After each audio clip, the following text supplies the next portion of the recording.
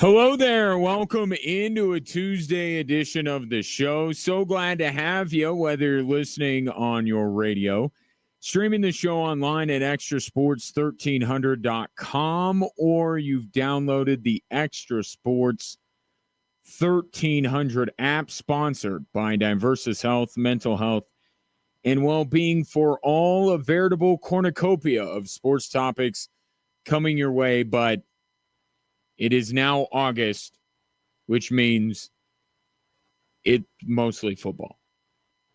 Love to get your thoughts. You can text into the show, 719-247-1313.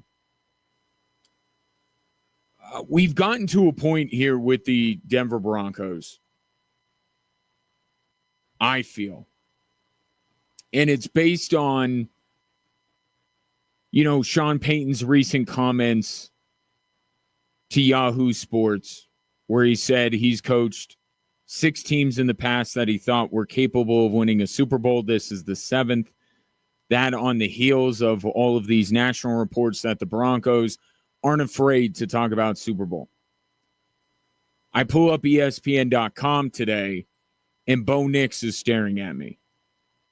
In fact, you could probably do it right now, and Bo Nix would be staring at you. What we have gotten to the point of is the Denver Broncos being the most hyped team in the NFL this offseason. There's not one other team that I can think of that is being discussed positively, because the Dallas Cowboys do exist. There isn't another team nationally that's being talked about more positively and more often lately than the Denver Broncos.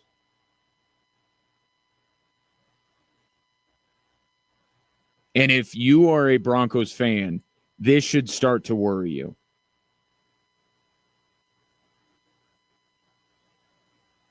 Because what you don't want to be is the most hyped team in the NFL not having, I should say, a long track record of success. It's one thing if you're, Tom Brady's New England Patriots or Patrick Mahomes' Kansas City Chiefs, or even teams, even like Peyton Manning's Denver Broncos, right? Where you're getting the hype because of a season. 1 year of success, and now they're jumping on the bandwagon. That should worry you if you're a Broncos fan. Because there is a long list of teams that fell into this group. 2015 Indianapolis Colts would be on this list. The 2016 Arizona Cardinals, coming off of an NFC Championship appearance. The 2017 Raiders, the 2018 Vikings, the 2019 Cleveland Browns with Baker and Odell Beckham Jr., the 2020 Dallas Cowboys, the 2022 Denver Broncos were very much the most hyped team in the National Football League. The 2023 Jets, the 2024 Atlanta Falcons.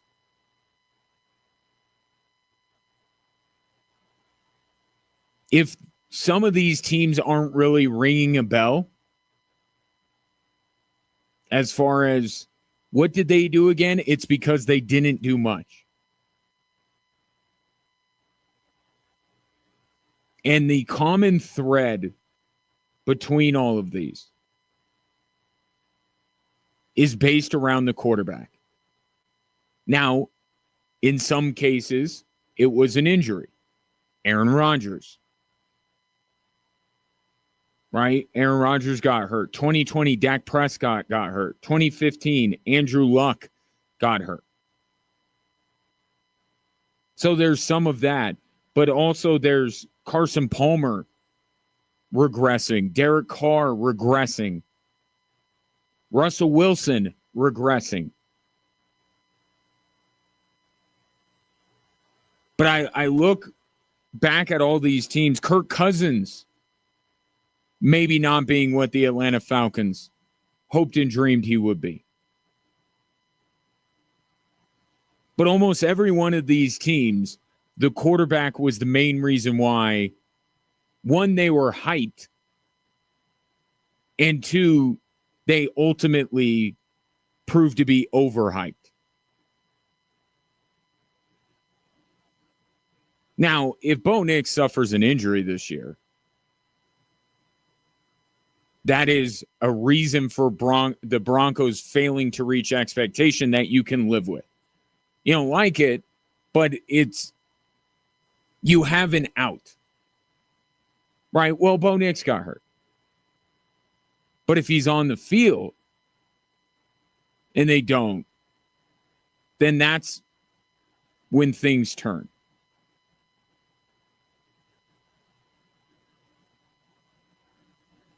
And I'm seeing this with the Denver Broncos right now.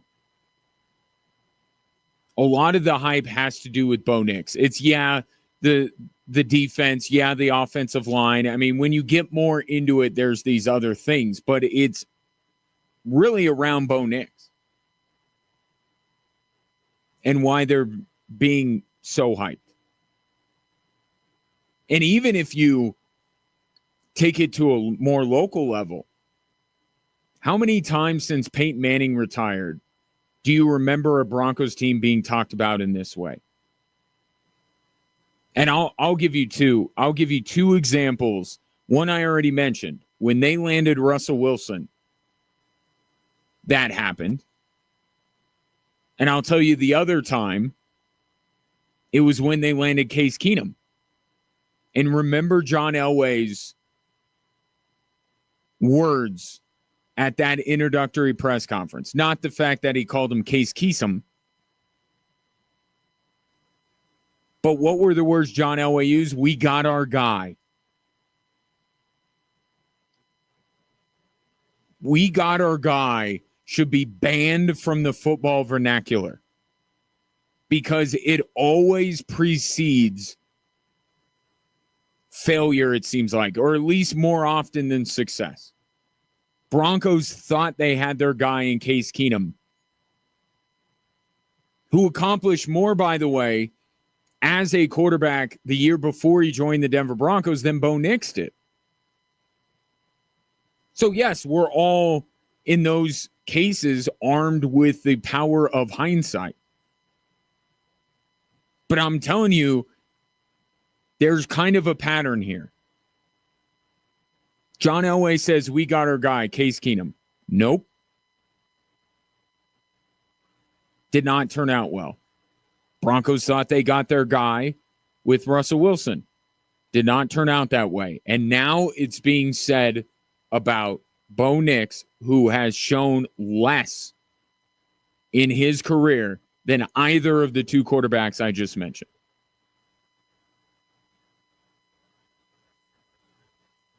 So this should be looked at a little bit as a cautionary tale. I'm not saying that the Broncos are going to be a disaster this season. I'm saying they're trending in a direction. They're being talked about in the ways that you don't want to be talked about. What served the Broncos extremely well last year was nobody was doting on them. Locally or nationally. You know, locally you're going to get some people who are bullish, but they weren't being talked about in this way. And they were able to exceed expectations. You would much rather, I think, be in a position when you are not a dynasty or you're not a team that has had prolonged success. I think you'd much rather be in this situation where nobody's really talking about you. Maybe they say some nice things, but expectations aren't super high. Because once you wear the crown of being I'll throw in another one, Chicago Bears of last year. When you are thrown, when they put the crown on your head in August and say, watch out for this team. And that when there's so many people who are doing it, as we have seen, right? There have been so many outlets. It's being discussed. I think it was discussed even this morning on First Take. Mike Tannenbaum said that this team's ceiling is a Super Bowl appearance. When so many people, and this is a good general rule of thumb for anything in your life, when everybody is telling you one thing, it's smart to be a little bit worried about that. That everyone seems to be pulling in one direction. That group think that kind of feeds off of one another. And we kind of live in the sports where we live in that bubble. We're kind of an echo chamber and we bounce ideas off of each other and we listen to each other, and our perspectives are kind of morphed into what other people's are. That's a troubling place to be.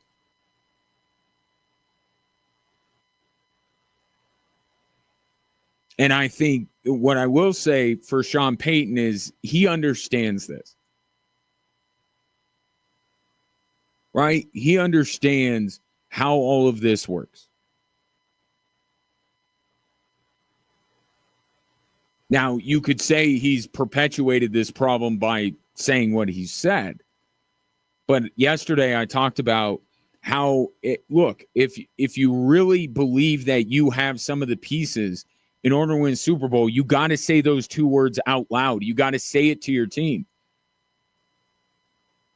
So it's a balancing act. I'm not saying Sean Payton should not be confident in his team, should not express that confidence to them or get them to be confident. But it's a tightrope. Because when you talk like that, you're going to feed this beast. And this beast is going to get bigger and bigger. But what Sean Payton also understands is you kind of gotta own all of it. And I think he's doing that. But you got to own it. You got to say, yep, we think we're as good as you think we are. Because he can't sit up there and say, no, don't expect anything from us this year. I'm not telling Sean Payton to act any other way than he's acting. I'm more talking about the outside noise and in what we have seen in recent years in the NFL when it comes to the way that we overhype teams. And we don't overhype teams in any league more than we overhype them in the NFL because we hype up that sport more than anything else. We are obsessed. So any way that the Lakers are talked about in the NBA or any NHL team or baseball team are hyped, it's nothing compared to what we do with NFL teams. And the Broncos are getting to that level, both locally and nationally. And it is based around Bo Nix. We got our guy. And there have been a long list of teams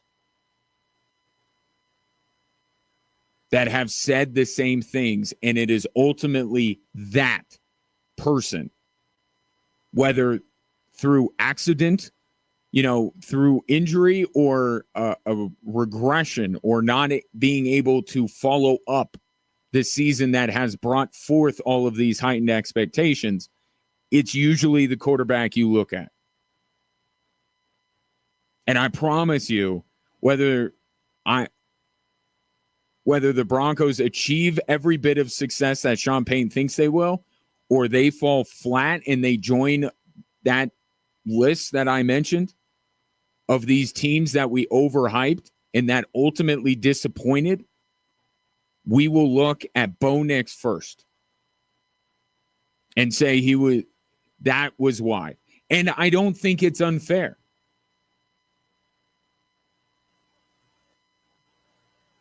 I don't, because Sean Payton himself, when he was clarifying his remarks to Yahoo, said almost right away, here was Sean Payton yesterday. What's the first thing that he mentions when he's clarifying the fact that he thinks the Denver Broncos have what it takes to win a Super Bowl? Obviously, it has to start with quarterback. There it is. The first words out of Sean Payton's mouth when he clarified quarterback.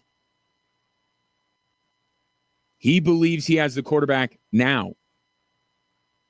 So where are we supposed to look if this thing doesn't go the way Sean Payton expects it to? Sean Payton's telling us, I'm looking at the quarterback first, so should you. 719-247-1313. A lot of stuff on quarterbacks today. Current Broncos quarterbacks, former Broncos quarterbacks, and quarterbacks in the state of Ohio. But let's stick with this train of thought with Bo Nix. Why was he staring you in the face when you pulled up ESPN.com? It's an excerpt from Seth Wickersham's new book, further clarifying why Sean Payton believes so much in Bo Nix, a guy that he says in the next 2 years will be one of the 4 or 5 best quarterbacks in the league. That's next here on Extra Sports 1300.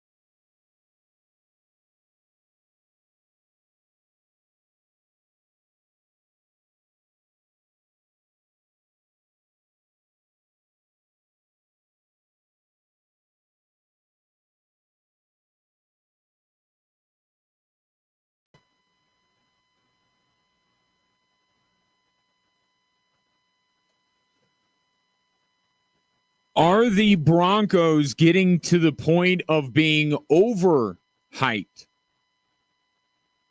That is the question today. Because if you consume football media, I mean, locally, obviously, I'm going to be talking about the Broncos, but from a national perspective, I mean, it's been Luka, Micah Parsons, and the Broncos. That's been the media cycle. And I know how quickly it turns, and maybe the Broncos will give way to another team at some point between now and the beginning of September. But we're like a month away from this season starting. I don't know, excuse me, if a team is going to end up being more hyped. Let's hold it on the over thing for now, because we won't know that till the season's over. But I think that the Broncos are well on their way, or at least they're the leader in the clubhouse, to be the most hyped team. I mean, think about it. Has there been as much talk about the Chiefs and the Eagles? The two teams who played in the Super Bowl last year than the Denver Broncos? There's not more talk about those two teams.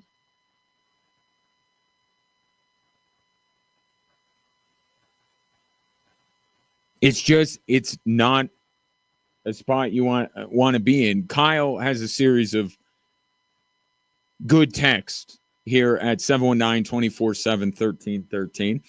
It's all about perception. You expect to win, then anything less is a failure. You hope to make the playoffs and make it to the conference championship. It's a great season, but you can never be a real team without living up to expectations. You have to invite it, own it, and relish it.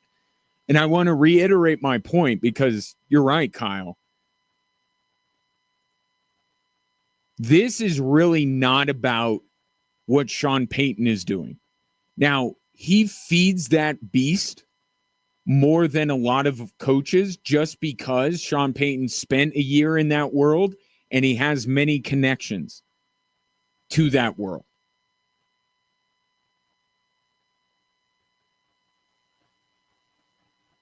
So he certainly perpetuates all this. But I'm not even, if it comes across as I'm blaming Sean Payton for all of this, I'm not, because there is a world where, let's say Sean Payton's not the coach of the Denver Broncos, but they have a similar season. I know that's difficult to suspend reality in that way, because he was very much integral in their success last year. But if it were another team like the Broncos, that there was still room for this team to grow, but they overachieved the year before. Because I'll give you the most apples to apples comparison I can make. Why aren't more people hyping up the Commanders?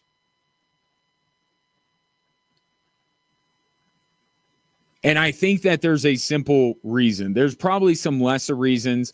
The Terry McLaurin thing is kind of taking some of the shine off of that team. Not a lot of people want to lean in to the chances of the Commanders this year when their top receiving weapon is disgruntled.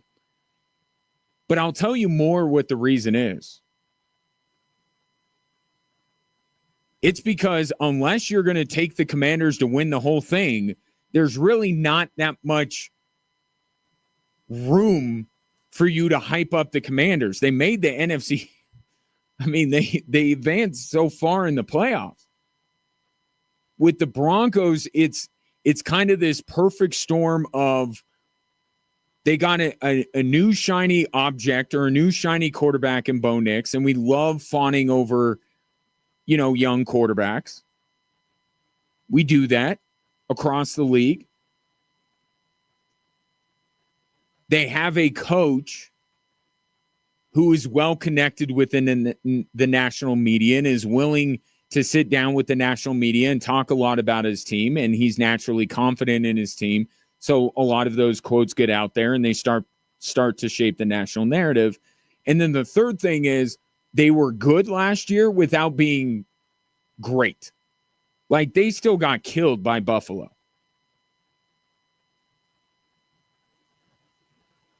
Right? So there's enough meat left on that bone where you can hype this team up. Like Mike Tannenbaum today said, a Super Bowl appearance. Right? Some can say that they believe the Broncos will go to the conference championship. Like, there's a little bit more wiggle room in there, whereas the Commanders, it's like, how much more can they really be hyped? The Broncos are really in that sweet spot with a lot of the things we look at to hype up teams, but also there's enough room for them to grow from last year to where I think that some people think that it's almost a safe hot take to have. Right? It's almost like when Sean Payton used the word capable of competing for a Super Bowl. Like, what does that truly mean, you're capable? And I'll tell you what it is. It's leaving himself not leaving himself the wiggle room, but at least acknowledging that there is more than just one Super Bowl capable team. So if the Broncos lose to a Buffalo or Baltimore or Kansas City in the AFC, it's like, well, they're Super Bowl capable too. And I said yesterday that the results of this year that will be widely unacceptable and will have the Broncos join this list that I have over here, going back through some of the most hyped teams we had each offseason that turned out to be overhyped, that turned out couldn't live up to it. The results that will put the Broncos on this list, missing the playoffs, obviously. Bowing out to not one of the holy trinity of the AFC in Lamar, Mahomes, and Allen. Any other fate besides losing to one of those three, I think, makes the Broncos join this list.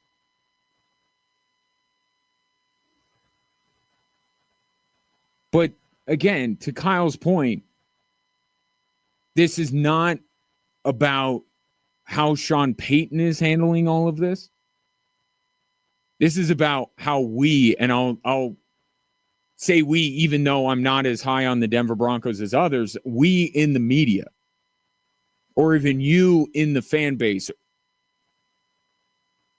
we are getting to a point where now the Broncos could be the most hyped team in the National Football League, and that doesn't normally bode well. This is not about the fault of Sean Payton for believing in his team and trying to get them to embrace expectation. Because many of those teams on this list probably did the same thing. I'm not blaming them. I'm blaming us. We do this. We hype a team to no end, and then they don't live up to that hype. And then what happens? We completely write them off. That's another thing, too. You've seen this with the Denver Nuggets a little bit. Right? And in the Nuggets case, there is someone with the Nuggets that is a little bit at fault, and it was Michael Malone. Because after they won a title, he hyped them up as a potential dynasty. He said that was the next step for this team, was to become a dynasty. And if you notice, going into the next year, even though the Nuggets lost a couple of pieces, it was very much thought that the Nuggets would be right back in the NBA Finals. They didn't make it, and what happened this year? and what's even continued, even with the great offseason that the Nuggets have had.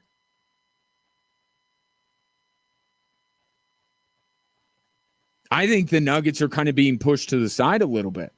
A lot of people have said, we're done. After they won a title, we proclaimed that they were going to be the next dynasty, and then they didn't live up to it the very next year, and now we're out.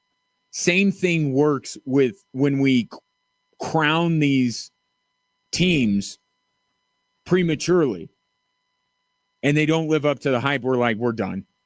So I'll tell you this, and that's why everything that I'm seeing and hearing, I'm like, next year's the good year, Bronco fan. Hang on. Next year, not this one, next one.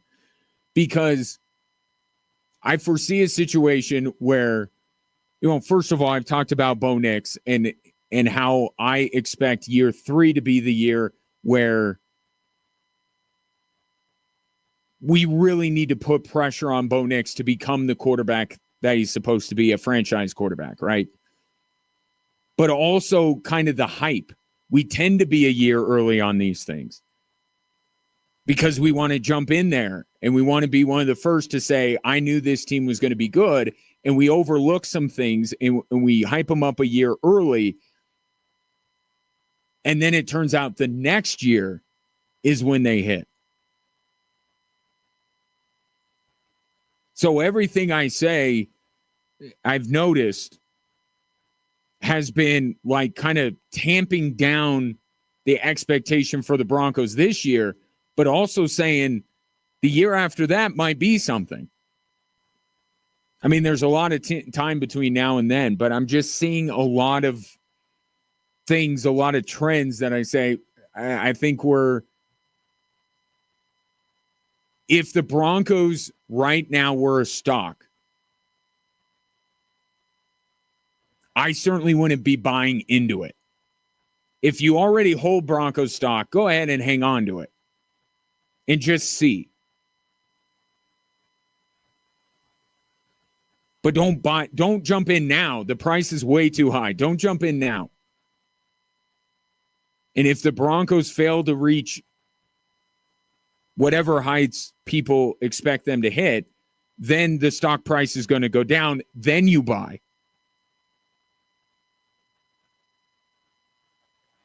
(719) 247-1313. I said I was going to get to this ESPN.com piece from Seth Wickersham, which is from his new book. Very much excited about Seth Wickersham's new book. Seems like there's a lot of really good stuff in there. And this stuff about Sean Payton and Bo Nix is quite interesting.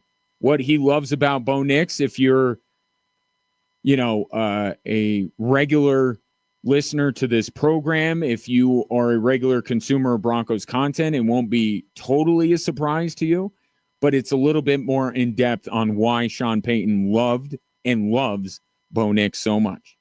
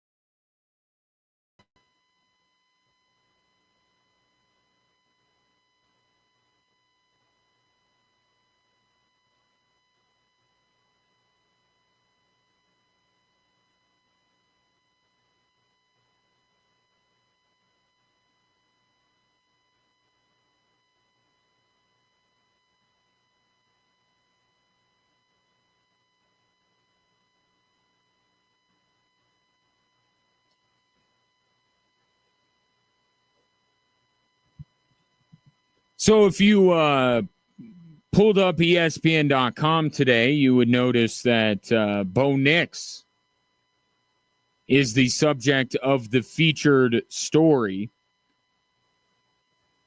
And it's by Seth Wickersham, who has found a very interesting, and I like Seth Wickersham's work a lot. So this is not disparaging him. It's just, hey, if you can craft a story here and there that not only gets people to read your work online, but also directs them to the book you have coming out in about a month, then you're kind of double dipping in a really good way. And that's what Seth Wickersham has done on occasion for ESPN over the course of the spring and summer, is release some excerpts from his book called Age of the Quarterback. But there's an excerpt in there in which he talks to Sean Payton. And he talks to Sean Payton leading up to the NFL draft last year. And Payton's talking to him about mostly what he thinks is the key to success for NFL quarterbacks. And that key is processing speed. Sean Payton has a theory that if you process things better, I mean, yeah, you have to check some physical boxes, but like that's the understood thing. Like there's so many, college quarterbacks that check a lot of the physical boxes. And this is just one piece, but maybe the biggest piece of the puzzle that Sean Payton tries to put together when it comes to quarterbacks. It's processing speed. It's not some of these other athletic things that people, legs, arm, all that kind of stuff. In fact, there's a piece of this in here where it's mentioned that Drew Brees had a B-level arm. That he didn't have the cannon attached to his right shoulder that other quarterbacks did. He had a good arm. Not a great one. But what Sean Payton liked was his ability to process. And it's why leading up to that draft last year, I pointed out very early in the process that Sean Payton was going to like Bo Nix. Now, enough to take him with the 12th pick in the first round, I didn't foresee that happening. But I thought that Sean Payton would like Bo Nix. Turns out he loved him. And everything that comes out just further fortifies that fact that Sean Payton is in love with this dude. Which I look, that's the first step, right? If you're really going to invest in developing a quarterback, with how maddening that whole process can be. I mean, think about the bigger conversation that we've had over the last few years when it comes to why quarterbacks end up busting. And we've started to evolve and gone, well, it's more, we need to put more on the team than we do. Like, yes, it's the player himself. And the best Bronco-related example I could do is Paxton Lynch. Right? That dude just didn't, for lack of a better word, care enough to go through that process. He was a bust mostly because of him versus what happened with the coaches. Drew Lock, little bit of a more mixed bag. After he had the success in those 4 games or 5 games that he had at the end of the year, they fired the offensive coordinator. Upheaval, he had to learn some new things. Did they fully? And then by the time the next year rolled around, Vic Fangio was on the hot seat, and he's like, I'm going to go with Teddy Bridgewater. I'm not investing in this guy. So everybody's different, but we've had this natural inclination over so many years to just blame the player. They didn't have what it takes. They're not good enough. They didn't care. And now we're starting to realize, I don't know if it's realized, but really starting to give voice to the idea that no, teams kind of screw this up too. Maybe at equal parts.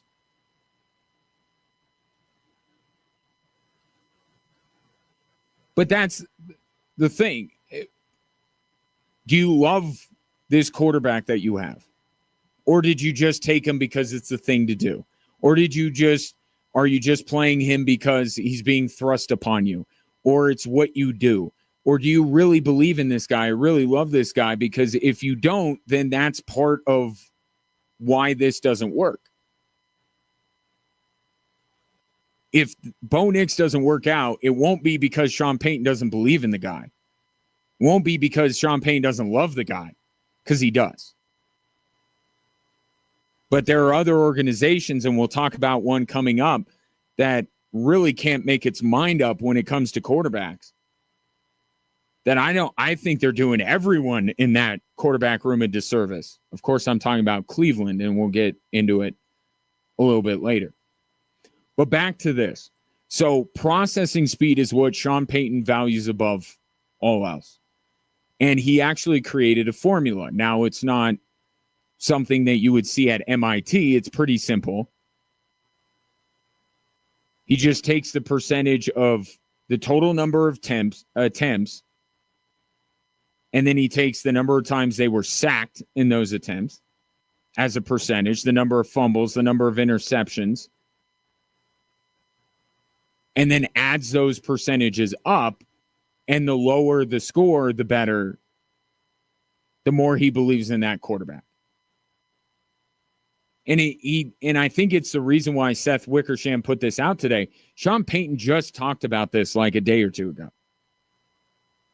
He was asked about analytics, and he brought up in a very long answer, but towards the end of it, he brought up, like with Bo Nix, it was the fact that he only took, I think I have the number here, 10 sacks in 878 attempts.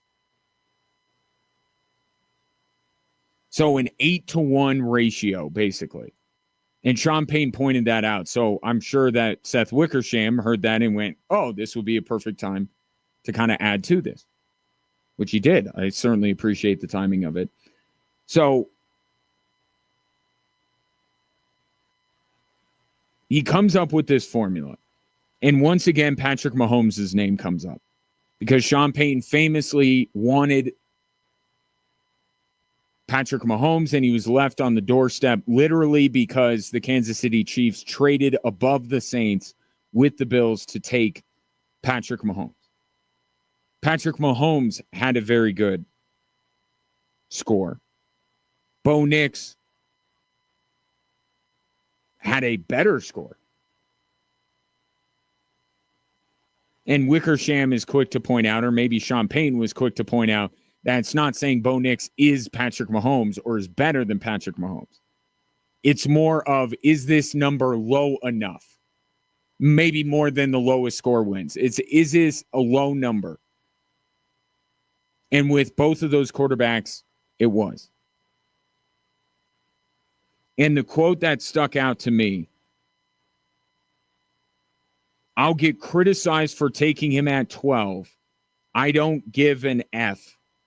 3 years from now is what I'm worried about. Again, the 3-year timeline that I've been talking about. But also Sean Payton talked about it with Yahoo, where he said in the next year or two, Bo Nix will be one of the 4 or 5 best quarterbacks in the league. So I don't just come up with this year 3 and putting importance on it out of nowhere. Sean Payton is saying 3 years from now. So that quote stuck out to me. And there was another interesting part of this that I actually think should hearten you if you're a Broncos fan. And it is a difference between Sean Payton, if he is the chief quarterback evaluator, as opposed to the guy who spent many years trying to figure out what to do post Peyton Manning, and that was John Elway. When talking about Drew Brees, Seth Wickersham said,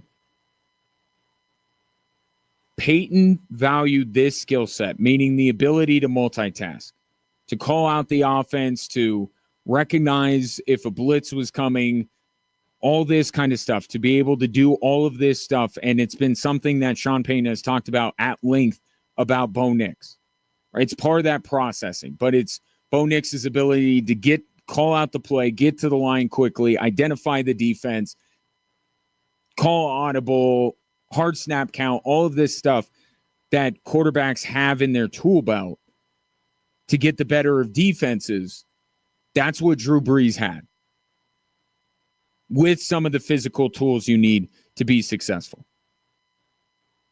But what I found interesting about this is Seth Wickersham saying Peyton valued this skill set because he knew it was what he lacked as a quarterback at Eastern Illinois in the early 80s. What was the big problem with John Elway in evaluating quarterbacks? He was trying to find himself, because he was a franchise quarterback. He was a Mount Rushmore type quarterback. And he's like, if I can find another one of me, I can get the Broncos where I need to go. And then obviously, you had Peyton Manning, and then after that, it was swing and a miss after swing and a miss after swing and a miss. I think that was part of his problem. Michael Jordan suffered from this when he was an executive. Either you're probably never going to find it. Right? Because John Elway is so rare as a quarterback. Michael Jordan, even rarer as a basketball player. But it messes up your evaluation so much that you're looking for yourself that you can't judge the one thing that you should be the best at judging at. Right? You know what it looks like to be successful. Well, the problem is you're looking for yourself and you're not going to find it. What Sean Payton saw in Drew Brees, what Sean Payton sees in Bo Nix is what he didn't have, what he wished that he had. Sometimes you notice that a lot of coaches or general managers or even people that analyze sports were never the greatest. And that's why Wayne Gretzky, I do love listening to him, but I would take some of the other panelists on TNT in terms of really breaking down what is going on. I think the same thing's going to happen with Michael Jordan on NBC this year. Like, I'm going to tune in every time he's on. Are you kidding me? It's Michael Jordan. And it's basically the word of the gods coming down. I'm going to listen to that. But is Michael Jordan going to be as good at breaking down what's going on in the game as some of these other guys? I don't think so. And that's why so far I'm not super impressed with Tom Brady as an analyst. And it's just a weird thing. You would think that they would have knowledge above everyone else, but it's a weird thing that they don't, maybe because they feel like they just know. Whereas if you already go into it knowing that there is a deficiency, that you have a deficiency that you need to learn more than the other guy, then that serves you well. So back to Sean Payton, he was not the quarterback that at Eastern Illinois that John Elway was at Stanford. It didn't come as easy for Sean Payton as it did John Elway. Sean Payton had holes in his game that he could never fix. John Elway had very few holes in his game. So Sean Payton as a quarterback evaluator, maybe you could take a little bit more into what he's doing than what John Elway ever did, because Sean Payton is identifying what he didn't have that somebody else possesses. But if you get a chance, ESPN.com, check it out. It's worth the read. And then the book will come out next month, and we'll see if there's more Broncos-related content in there. We'll stick with the Broncos, but get more into not the hypothetical or what was, what will be. Joint practice, preseason game, number one each this week for the Denver Broncos. What to expect? Are the starters going to play? And which would you rather watch? A joint practice or a preseason game? That's next here on Extra Sports 1300.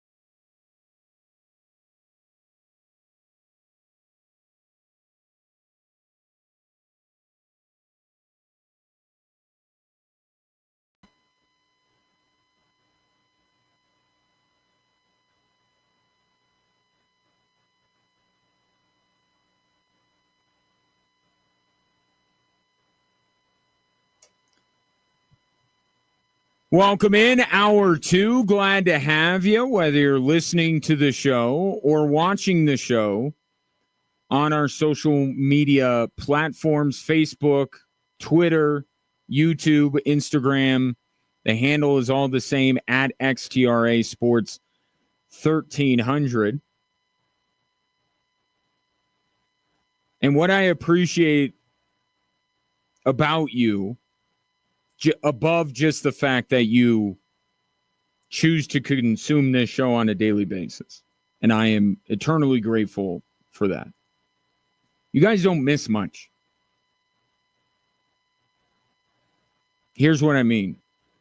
I think that my math wasn't mathing.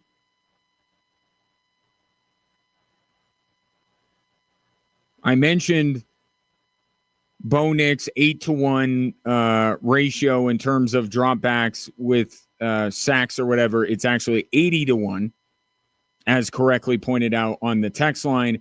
That wasn't my point. My point is that it was a low number, and Sean Payton just mentioned it the other day. We don't miss much. This is a good audience. And then you also give me suggestions on what to talk about, like Brett saying, I don't care what you talk about for 3 hours as long as you dedicate an hour to LeBron. Because you can't get enough LeBron. I was going to talk about LeBron, and now I'm not going to. For that, you should check out my podcast. I have a separate podcast, and all I do is talk about LeBron James.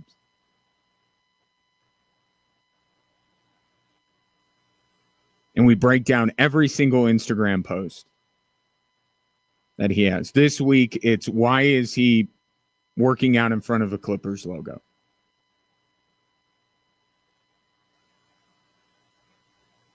I do sincerely appreciate it. Each and every one of you. And if you would like to join in on the fun, you don't necessarily have to tell me what I'm supposed to talk about or correct my poor math skills. You can, but there are other things that you can text in about at 719-247-1313, like the question I'm going to pose to you right now.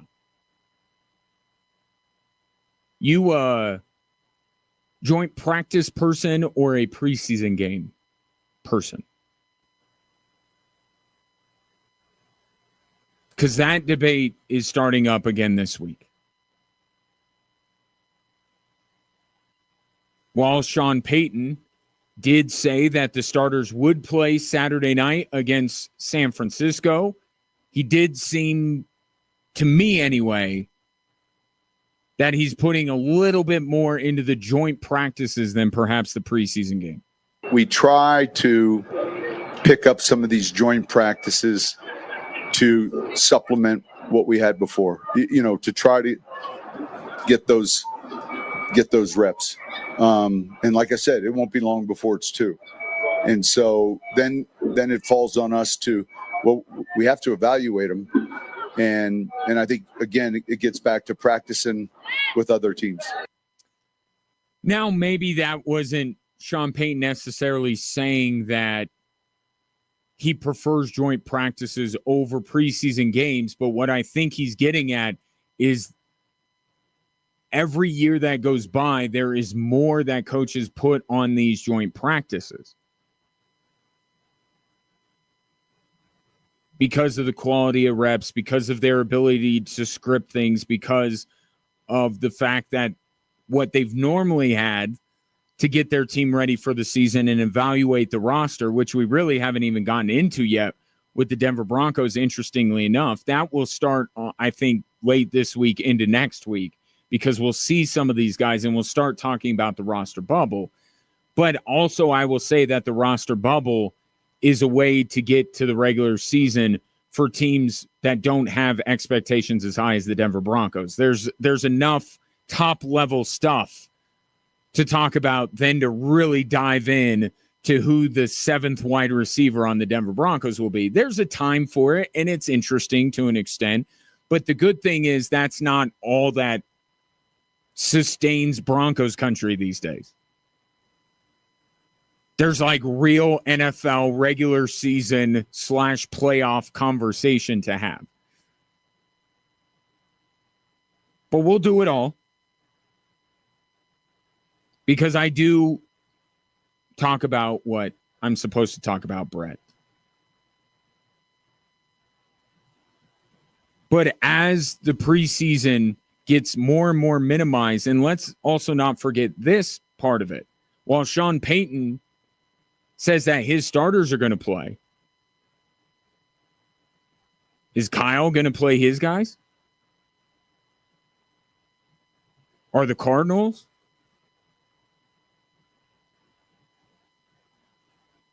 There are a lot of things going on now that have made these joint practices more and more consequential, in the preseason less and less consequential. And I feel like there's going to be some point where we really have to ask ourselves, why don't we just televise and watch the joint practices? Why don't we make that the television product and not the preseason games? Because you have, and I'm just throwing this number out there, it may not be accurate because my math sucks. But let's say half of the coaches in the league don't even bother playing any of their best players during the preseason. And that number has grown, by the way, wherever it is, 2/3, 3/4, half, a quarter, whatever it is, I promise you it's more than 3 years ago, which was a bigger number than 3 years before that, and so on and so forth. So half the teams don't even want to play their best players. Even for a snap, they don't want to play them. Right? Then this happened with Nathaniel Hackett. And it was a big to-do that Russell Wilson would not be making his debut until the regular season. And people who had tickets to the preseason games were really bummed out because they wanted to see Russell Wilson for a cheaper price or sooner. But Brock Purdy and company are going to be participating. And I forget where Kyle Shanahan is on. We'll probably learn that this week, what his plan is. But I'm just saying because that's the opponent this week. The 49ers may not play anybody on Saturday night, but Brock Purdy's and company are going to go up against the Broncos' first-team defense in the joint practice.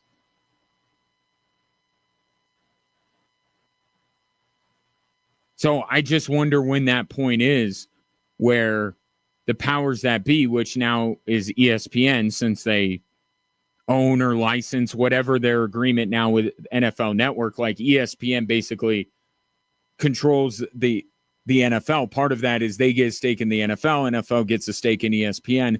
It's all very interesting if you're into that kind of stuff.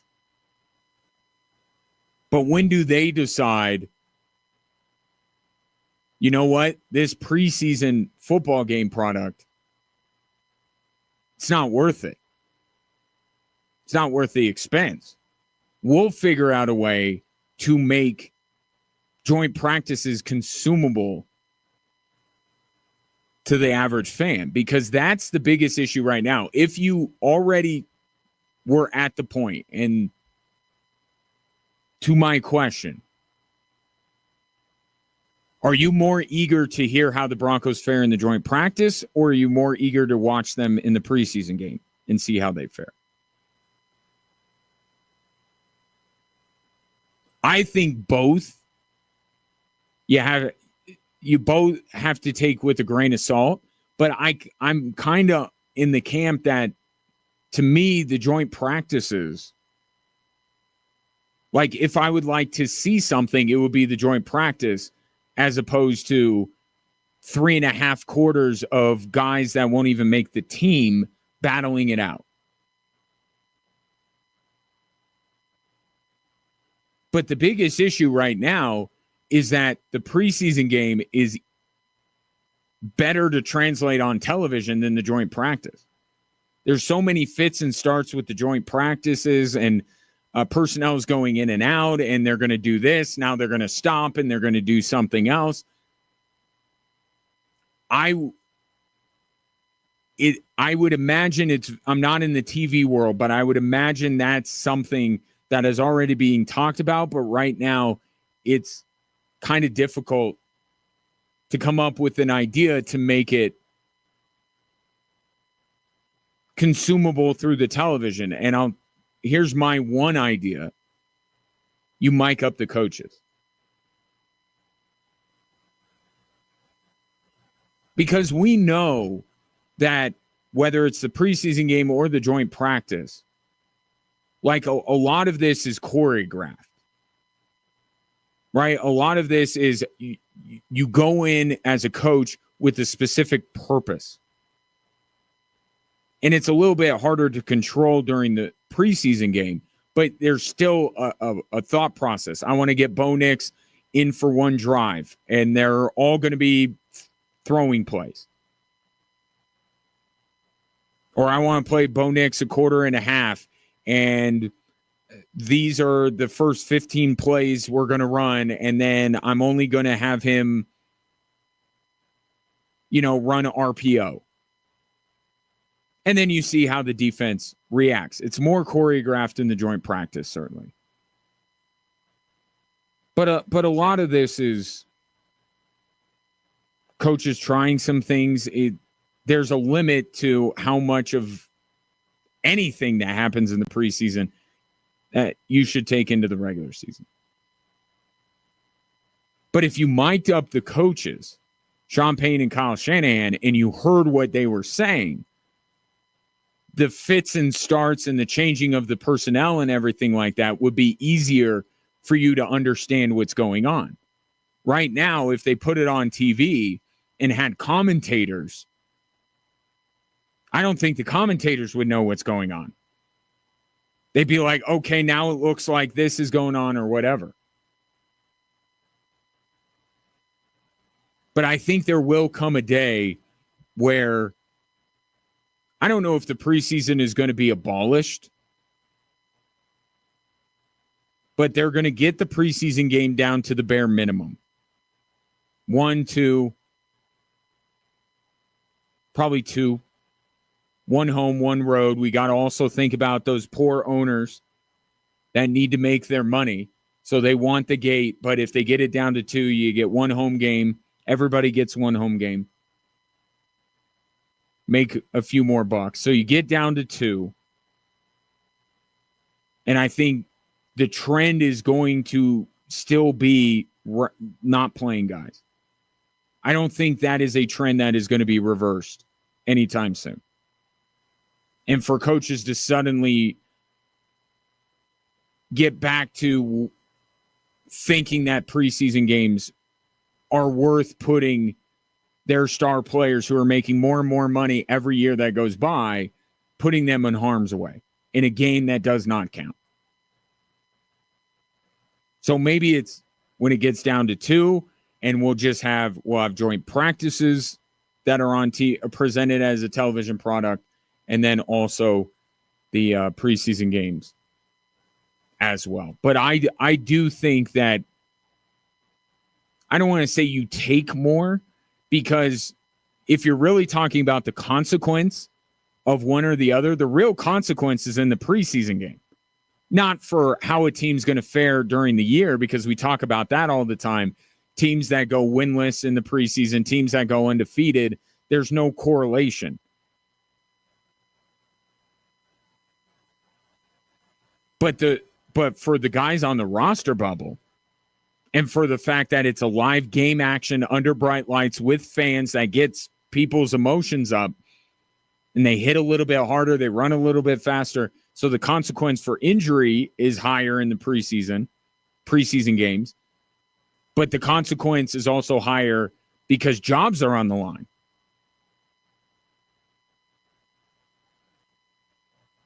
More so than you feel with the joint practice.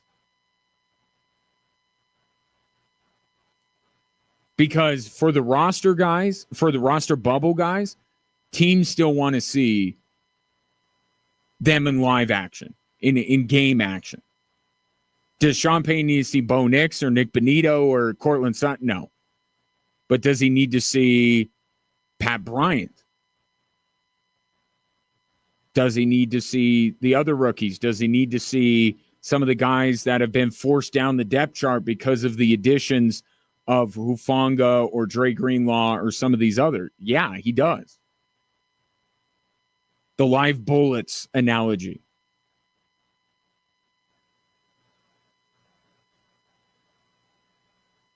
But I'm more interested in the joint practice with San Francisco this week as opposed to the preseason game. I'll consume both. I'll watch the game. I have a switchback game, so I have to record it and watch it later, but I'm going to watch it. But my interest level higher with the joint practice. Take your thoughts on that. 719-247-1313. Coming up next, let's leave Broncos camp and go to what has been one of the best sideshows of the NFL offseason, that being the Cleveland Browns, and they just keep adding to it.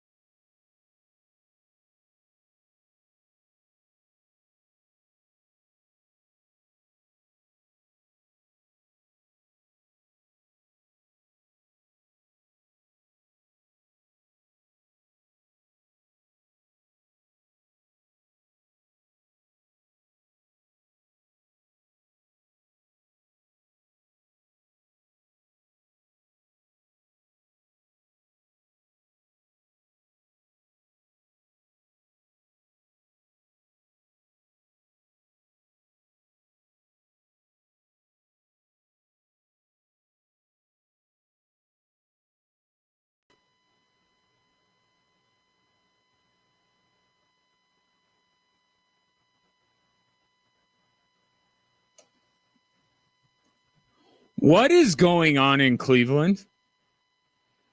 Can anybody answer this?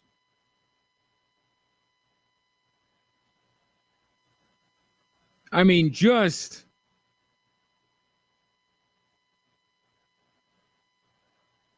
think about what they've gone through. And there's that guy, remember the guy who keeps updating his jersey with all the Browns quarterbacks? Like, that dude has got to be living a waking nightmare. Because the Cleveland Browns added Tyler Huntley with no corresponding move in their quarterback room. So already the most crowded. What's that old saying? Three's company, four's a crowd. And the Browns were like, yeah, but what's five? I just played a clip of Sean Payton talking about how they're trying to make up for the time that keeps getting taken away from them, right? They don't have, they're having fewer and fewer preseason games. They don't do two-a-days anymore. The calendar has been altered. There's less and less time to get your team ready for the upcoming season. And with the most important position in all of sport, the Cleveland Browns are like, let's limit our own ability to evaluate all these guys and to get all these guys ready by bringing another quarterback in. Why in the world are you bringing in time? It's like, right now, as good of an idea as there is for the Browns quarterback situation is just bring in a different quarterback based on the situation. Almost like a bullpen, right? Left on left matchup. Got a lefty up to bat, bring in a left-handed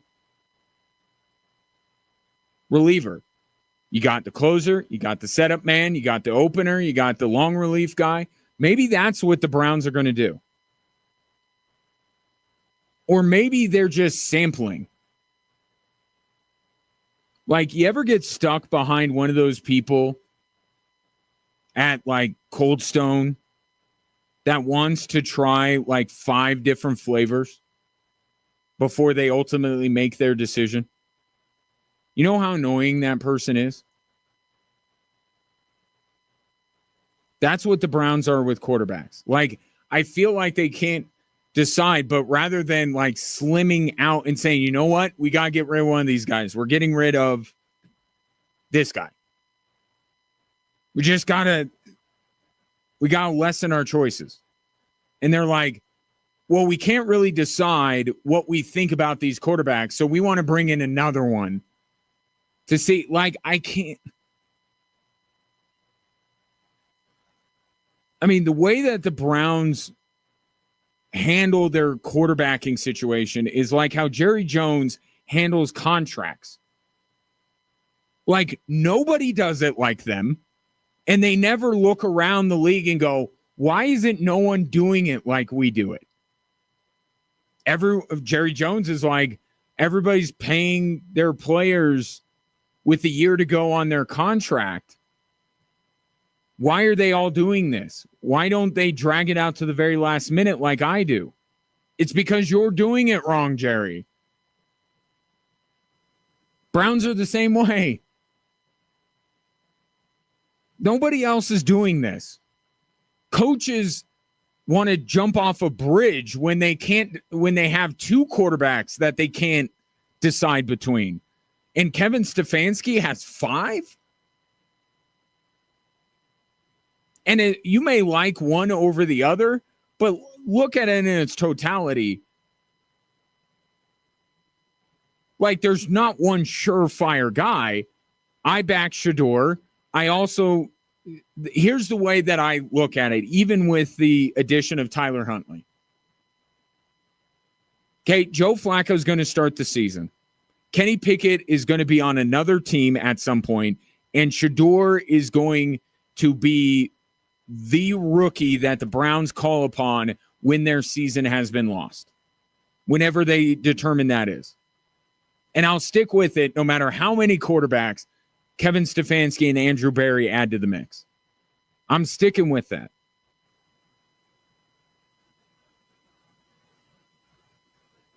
But you just look and you're like, what benefit is this?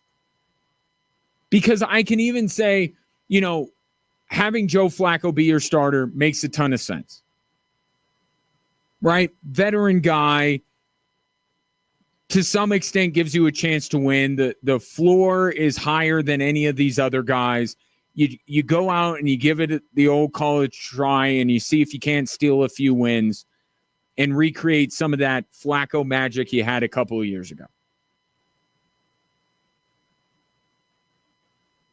And it makes sense to bring in Kenny Pickett. Right? The Steelers weren't the only team that thought he was capable of being a first-round talent, or he was a first-round talent. And we've seen guys go elsewhere, San Francisco specifically, and kind of be cast off and then rebuilt. So I don't blame. I get why the Browns brought in Kenny Pickett. And I understand why the Browns drafted Shedeur Sanders. Because I think Shedeur can be a good starting quarterback in this league. But the problem is they did it after they drafted Dylan Gabriel, which makes sense. The Browns needed to look in the NFL draft for a quarterback. You see, each one of these quarterbacks, or bringing in Tyler Huntley even, gives them, a quarterback with some athleticism. You do play in a division with Lamar Jackson. Like, okay, I can see bringing in Tyler Huntley. So in each individual case, like, I get it. I get Flacco. I get Pickett. I get Gabriel, or just maybe not Dylan Gabriel. I'm not really high on him, but I get drafting a quarterback.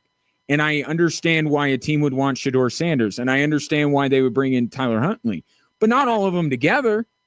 Not all of it at once. Not doing all of this while not shipping anybody out.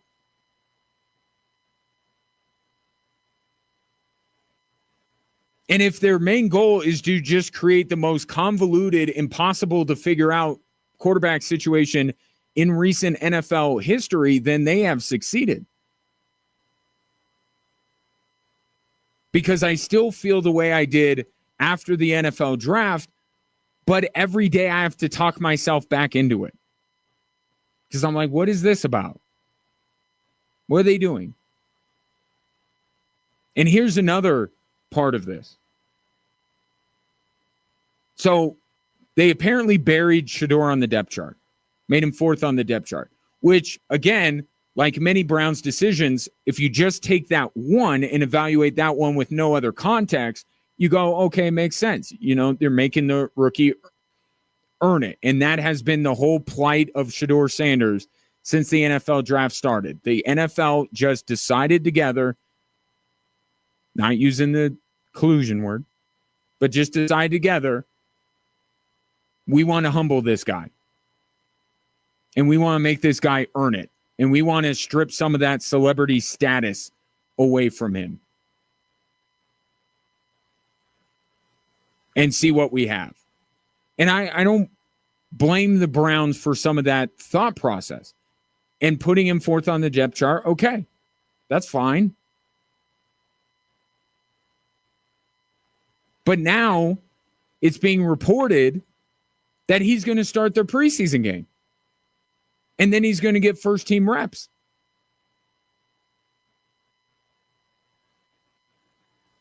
So do you like Shedeur? Do you not like Shedeur? I mean, I guess there's some to be said for, giving a guy first team reps. You want to see how all of these guys handle it. But if you put Shedeur fourth on the depth chart, why is he starting? Like, wouldn't it make logical sense for Dylan Gabriel to start? Or Kenny Pickett? I'm not telling Joe Flacco. You don't need to play Joe Flacco. You shouldn't play Joe Flacco. But shouldn't it be Kenny Pickett? Or maybe you're like, we know what we have in him. But then shouldn't it be Dylan Gabriel?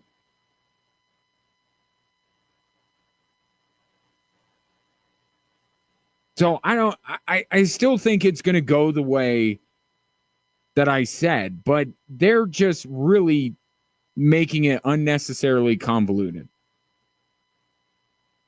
And I think, and here's the kicker. Like, I don't think much of Andrew Berry, honestly. But, I think Kevin Stefanski's a good coach. I think he's a smart coach. Let's not forget what he did just a couple of years ago with Joe Flacco. Let's not forget the night that Jameis had against the Denver Broncos. Like, he's not dumb. But how can he be looking at this situation and say, this is going to help me best evaluate? He really needs to speak about that, because I can't understand what the thought process here is in doing all of this stuff. I think the way it plays out, Joe Flacco starts, Kenny Pickett gets cut or traded. Kenny Pickett is the Browns equivalent to what Zach Wilson was last year with the Denver Broncos. So I remember how much Sean Payne hyped up that guy. It was just to try and trade him. So I think Flacco starts. I think Shedeur comes in at some point. I think Kenny Pickett's on a different team. And ultimately the Cleveland Browns, whether it's Arch Manning or another quarterback, are definitely going to be in the market for a quarterback in next year's draft. But in the meantime, I just have to sit back and marvel at how ridiculous this whole situation has become in Cleveland. Like, it doesn't have to be this convoluted. It doesn't have to be this difficult.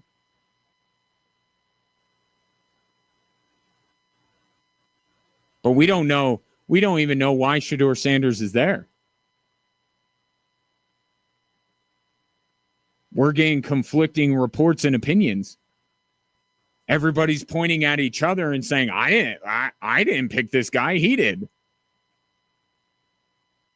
Jimmy Haslam the other day, I didn't pick Shedeur Sanders. I didn't tell them to pick Shedeur Sanders. They did. But at the draft, it seemed like it was Jimmy Haslam who made the pick.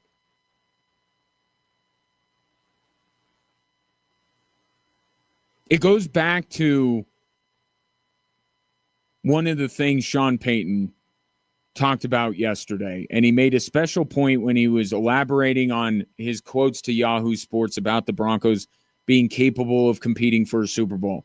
And he threw in ownership. And he talked about how there are 20 teams in the NFL that may have talent, but can't win because there's so much dysfunction at the top. Whether Jimmy Haslam called the code red and said draft Shedeur Sanders or not, I mean, there would be a point where a capable owner, or maybe go one step lower, a capable general manager would say, all right, you have these, like the person at the Cold Stone, the poor teenager across the counter. At some point, you just want them to go, what? Look, you've had 3 samples. Which one do you want? It's a $5 scoop of ice cream. You can come back tomorrow. It's the same thing with the Browns quarterbacks. We know they're going to try and get a quarterback in this year's draft. So just make a decision, go on with it. Stop trying to act like you're finding the secret formula here. You're the Browns. You don't get that level of respect. Just figure out who your quarterback is and go. So Shedeur is going to start the preseason opener despite being 4th on the depth chart. Tyler Huntley's now in the mix for some reason.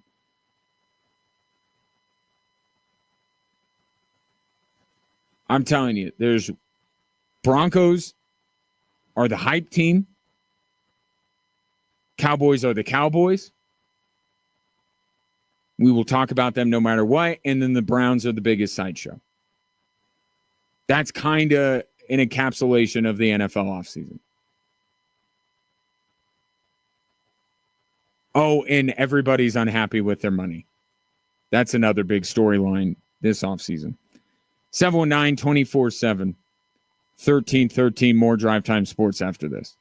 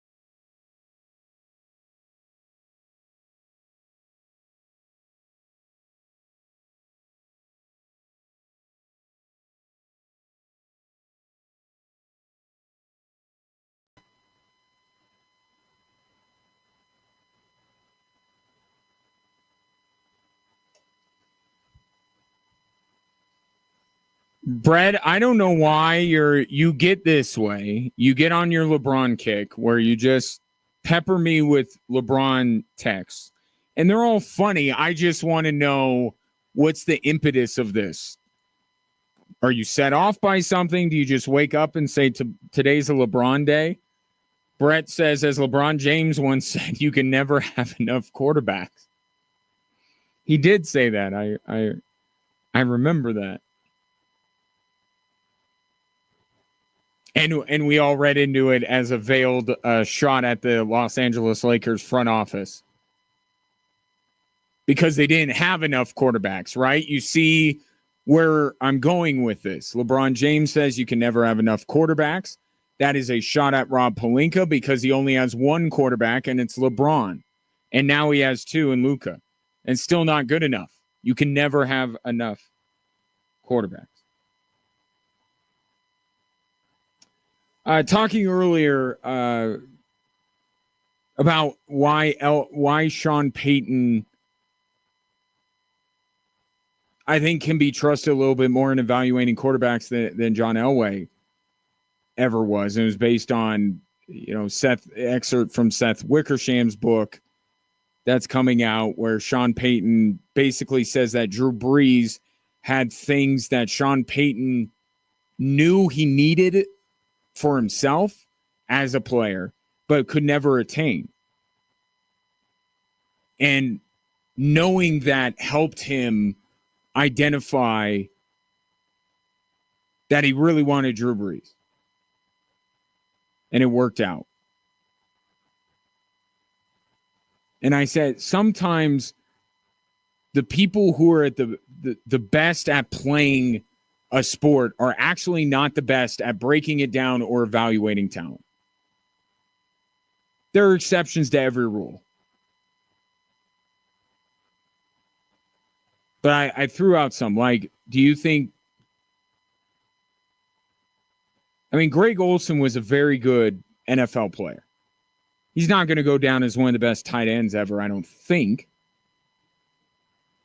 He's way better as an analyst than Tom Brady is. And I'll give Tom Brady some time. He's fairly new to this.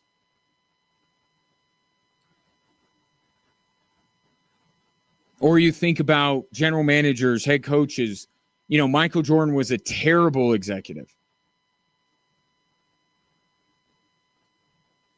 John Elway was terrible at evaluating the one position that you would think he would know better than any others, quarterback.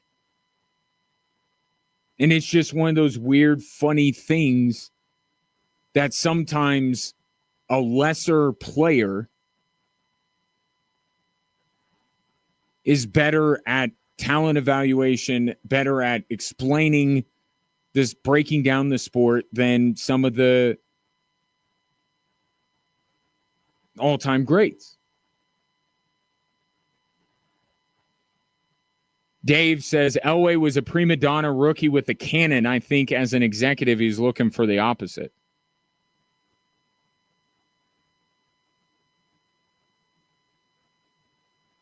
I don't think that he was, because John Elway, first of all, I can't speak to Josh Allen being a prima donna, but that will always go down as the big. People will still ask themselves, why didn't John Elway fall in love with Josh Allen? But John Elway, I'll get to that in a second, but John Elway was very fixated on physical gifts. Remember, he had a thing about the height of quarterbacks? That's why he took Paxton Lynch.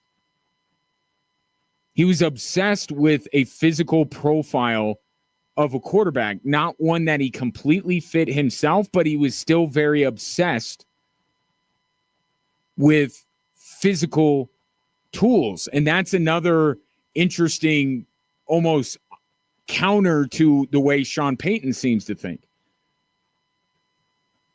Because he's willing to overlook some of the lack of physical tools, Drew Brees' height, maybe less than ideal arm strength, because of his supreme processing ability and multitasking ability. Bo Nix the same way. He's not the athlete that Jaden Daniels is. He doesn't look necessarily the part of the modern day elite quarterback like Caleb Williams does.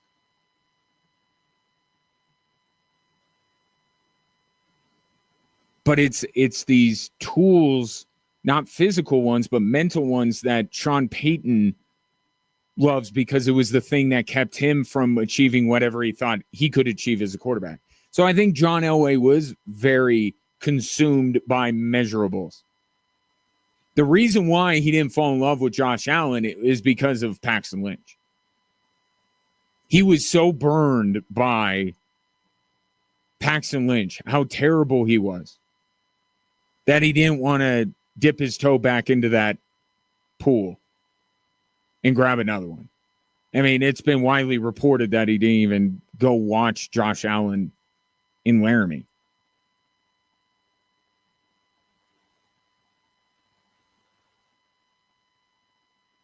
Speaking of former Bronco quarterback. So, did you see this story today? Teddy Bridgewater is now gainfully employed in the NFL again. Teddy Bridgewater is now going to be the backup to Baker Mayfield, or one of the backups to Baker Mayfield. I don't know how they're going to order the depth chart. But Teddy Bridgewater's back in the league. And remember, he signed on late. It was last season, where he to back up Jared Goff. And what stuck out to me was not the fact that Teddy Bridgewater, he's only 32 years old. That was my big takeaway from the story today. I can't believe Teddy Bridgewater is only 32. But beyond that,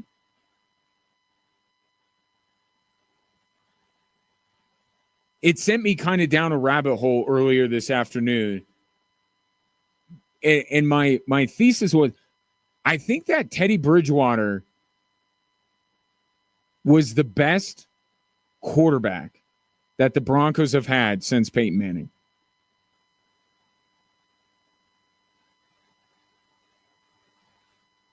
And I started thinking about, what if they would have stuck with Teddy Bridgewater instead of making the trade for Russell Wilson? How much different would the Broncos be? And I'll tell you, they probably wouldn't have landed a quarterback. We would have been having the Justin Fields, Pat Surtain debate, because the Broncos would have missed out on quarterbacks. They were all taken too high. You look at where the Seahawks drafted, the Broncos wouldn't have been able to. I think Kenny Pickett was the only quarterback the Broncos would have been able to take. That went in the first round of the years where the Broncos didn't take any quarterbacks.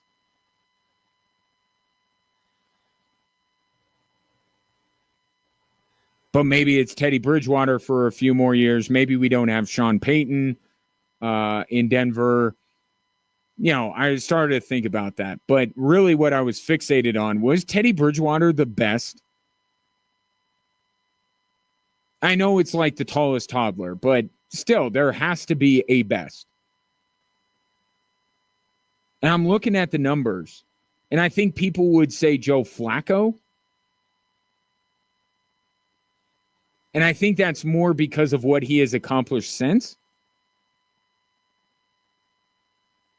Teddy Bridgewater had the highest completion percentage of any quarterback post Peyton Manning that started at least 4 games. So we're talking Simeon, Lynch, Osweiler, Keenum, Flacco, Locke, Bridgewater, Russ.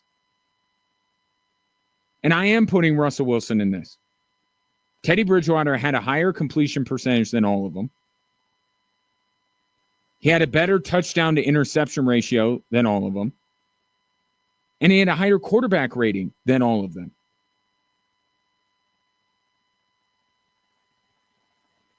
Now, you can evaluate whether 3,000 yards, 18 touchdowns, 7 interceptions would have been enough. And I don't think it would have been, because that was obviously before Russell Wilson came in. There was the Aaron Rodgers stuff.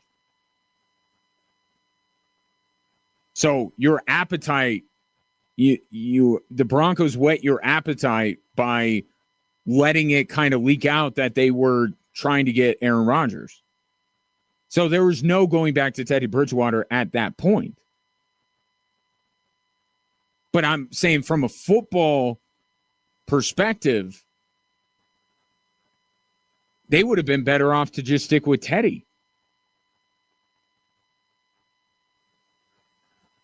But they didn't. And now they're in a better situation than they have been even with Teddy Bridgewater as their quarterback. But, yeah, Teddy was the best one. And he's putting together a pretty solid post-Bronco career. Right? Simeon gone. Paxton Lynch is out of the league. Osweiler's out of the league. Case Keenum, I found out today. I was today years old when I found out he's on the Bears. I had no idea. I know he's in commercials. So he's had a pretty good post-Broncos. Crashing out with the Broncos did not ruin Case Keenum's life. Joe Flacco, we know his story. Drew Lock is where he is. And now Teddy Bridgewater, once again, finding his way back into the league. I think you have to say just because Russell Wilson has been, and the numbers would back this up. Again, we're not talking about an illustrious list of quarterbacks, but you'd have to say that Russell Wilson with the Steelers last year holds up well above any of these other quarterbacks when they left the Denver Broncos. I think you could argue Joe Flacco because he not only played for a lot of years, but he had team success. Like Flacco maybe had the best post-Broncos run of any of these guys. Russell Wilson's still going. But Teddy Bridgewater has found himself a nice spot here. I love the quote from Jason Light, who's the Bucs GM. He said that Teddy Bridgewater was behind door number 2. And if you think back, I remember this. Teddy Bridgewater was linked to Tampa before they got Brady. And Jason Light saying Teddy Bridgewater's behind door number 2. Brady was behind door number 1.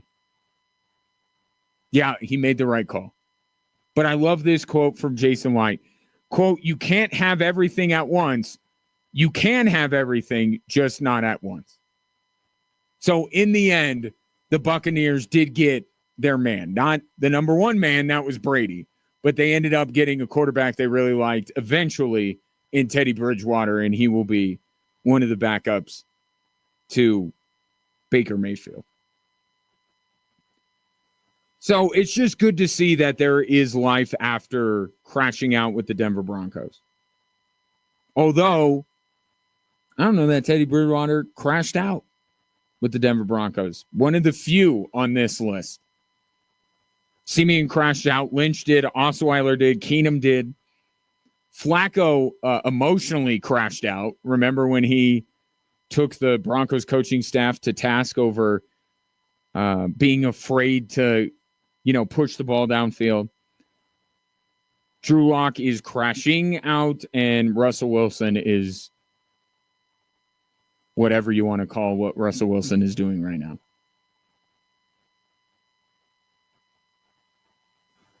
Nice walk down memory lane, like Teddy Bridgewater. 719-247-1313, the 3 stories that are driving the show coming up next.